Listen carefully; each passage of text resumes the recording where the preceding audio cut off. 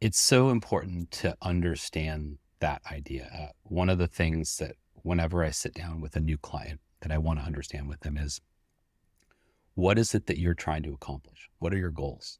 And, oftentimes the answer is some financial figure. I want to make $1 million. Great. My next question is why? Why? Like, do you just want $1 million in the bank? Like, is that the goal? Or is that $1 million meant to accomplish something?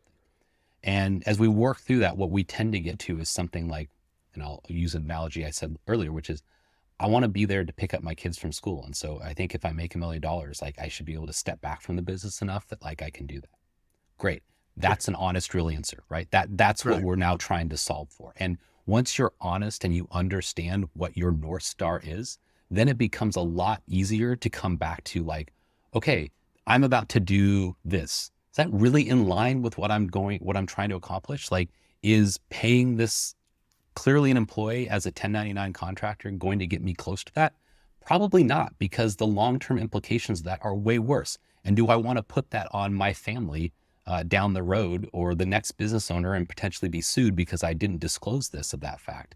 Those are all things, but I think it really is important to come back to that. Like, why are you doing this? Like, most people don't I mean, if you're one of the few lucky people in the world who gets to wake up and they do something simply because they love to do it, that's amazing. And I applaud you for that.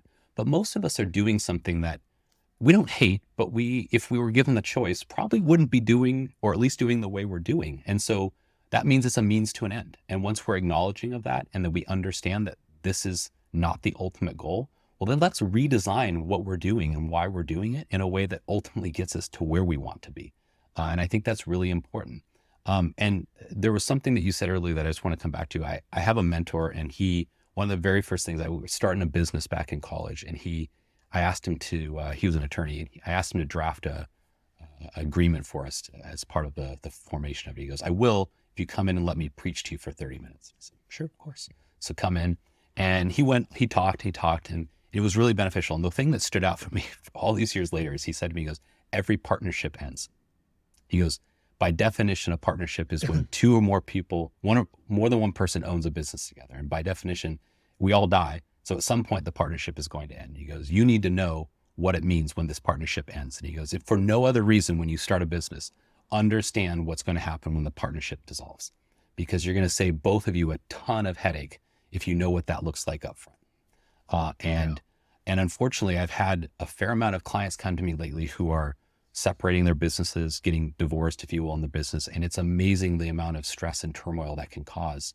And so if for no other reason you consult a professional up front, at least do it so that you know when this business is parting ways, or you're selling it, or one of you moves on to something else, that you know it's going to end in a way that like you actually understand it. It's predictable, and that it's not like hurting you.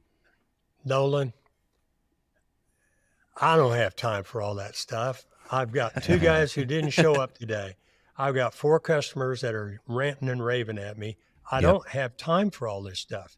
If you spent any time out in my world, you would know that. Okay, what's your answer? You're 100% right that you don't have time for that stuff, but that doesn't mean that you shouldn't be making time for it. There's a lot of things in our lives that we don't think we have time for, but we still need to make the time for it because it's ultimately what's best for us, right? I mean, you could argue, I don't have time to brush my teeth at night. I'm so tired, I want to crawl into bed. But that doesn't mean we don't brush our teeth, because we know the consequences of it is that we're going to be drinking out of a straw every meal for the rest of our lives. So I get it. We all make choices at some point where like, that probably wasn't the best thing for me, or I probably should have prioritized this. Working out is a great example, right? We all know that we need to be active and stay and be proactive and do things right for our health. We don't always choose to do it though, but that isn't the right choice, right? And so in the moment of when you have that, I have all these other competing priorities. That's why it's important to come back to like, why are you doing this? Okay, sure. Maybe you do need to meet with those vendors, but there's also that mindset that comes into place. Like perhaps you're allowing meeting with those vendors to be more important in that moment than it needs to be. What happens if you say, I don't have time for meeting with you right now? What happens if you say, well, let's meet in an hour? What happens if I say, doing something different than what I would normally do? We often paint ourselves into this corner that the outcome is this one scenario that's going to happen that we think of. And in actuality, there are a million infinite scenarios that can occur. And we oftentimes just focus on the singular. I always describe it as it's like you're standing there and there's a million doors in either direction facing you. All you can see is the one you're standing in front of. And you think you can either walk through it or you can't. Well, that's not true. You can walk to the right and go through that door. You can go 2 doors down. You can go 5 doors to the left. There are a lot of choices we have, but we don't give ourselves the permission to look at those other options. And that's a really big thing for business owners, is giving ourselves the permission to do things or not do things that are important for us. And again, I'll bring it back to goals. It starts with really understanding, what are your priorities in a business? What are your priorities as a person, as a family? And is this decision I'm about to make the best thing for me or my family? I've worked with a lot of business coaches and counselors over the years. I'm not ashamed to say that. And one of the things they always come back to is Which one, the counselors or the business coach? Either, I guess. The thing what they all sort of come back to is you have to give yourself time to do the things you want to do. You can't just always do the things you think you have to do, because otherwise there's no time to do those things that will lead to the things you want to do. And so I'm getting a little bit off topic here, I realize, but like going back to that question about like, well, I don't have the time to do this. Unfortunately, and people don't often like to hear this, you do. You've just chosen not to make the time for it. Yeah. And that's okay. That's your choice. Like, I'm not going to knock you for it, but it is a choice. You have chosen to spend your time dealing with the problem as opposed to working on something that might prevent a problem. And okay, I'm not going to be mad at you for that. It is your choice. But we also have to acknowledge that it is your choice. Someone else is not forcing that on you. And I think that we often don't want to admit that, because that means we are responsible for the outcomes ourselves, which is hard sometimes to accept, that when things happen, it's our choice, not someone else doing something to us. Yeah. You know, one place that a good advisor, and you sound like one, really come in is when we talk about all the things that need to be done to create a thriving business that can work without the owner's presence. Mm-hmm. It's overwhelming. Yeah. If a guy's driving around listening to all this, and I don't know, we haven't given a list yet, but there's a lot of stuff. You prioritize one, pick one, and go to work on that one. Yeah. That's how you do it.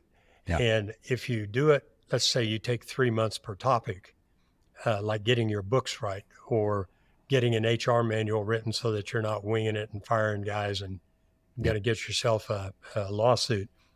But if you take each quarter and say, I'm going to work with books this quarter and get them at least at a level, I'm going to work on an HR manual. Next quarter, I'm going to work on time management, work on leadership skills. At the end of a year, you look back, you're like your gym metaphor. Yeah. You don't notice the change in strength unless you record it and you look back and you realize, wow, I look different. I weigh less or more, depending on whichever way you're going, and I can lift more weights, right? But it's step by step, one thing at a time. The step by step is key. Yeah. You can't do big things. You can't do a $10 million job, but you can buy the material and have it delivered and get the guys lined out and create the schedule. But you can only do small things that you can actually do.